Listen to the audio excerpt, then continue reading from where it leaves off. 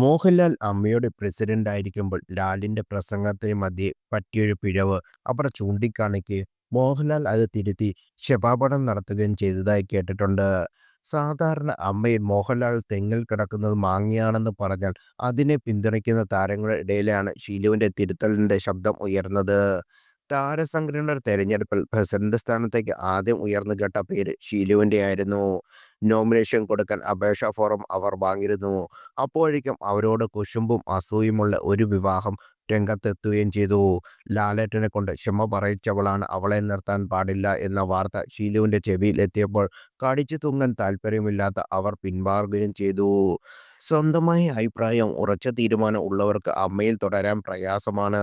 Election സമയത്ത് അമ്മയിൽ മത്സരിക്കാൻ പോകുന്ന സ്ഥാനാർത്ഥികളെക്കുറിച്ച് മാധ്യമങ്ങൾ ചോദിച്ചപ്പോൾ ഇപ്പോൾ നിൽക്കുന്നവർ ആരും തന്നെ അതിന് യോഗ്യതയുള്ളവരല്ലായിരുന്നു. ഒരു സംഘടനയും പിൻബലത്തിൽ വളർന്നതല്ല ഷീലു. അവർക്ക് അതിൻ്റെ ആവശ്യവുമില്ല.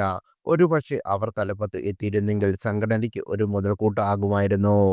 ഭർത്താവിൻ്റെ കയ്യിൽ പണമുള്ളത് കൊണ്ടാണ് ഭാര്യയുടെ അഭിനയമോഹം പൂവണിയാനായി അവർ നിർമ്മാണ രംഗത്തേക്ക് കടന്നതെന്ന ആക്ഷേപം പലപ്പോഴും ഷീലു കേട്ടിട്ടുണ്ട്.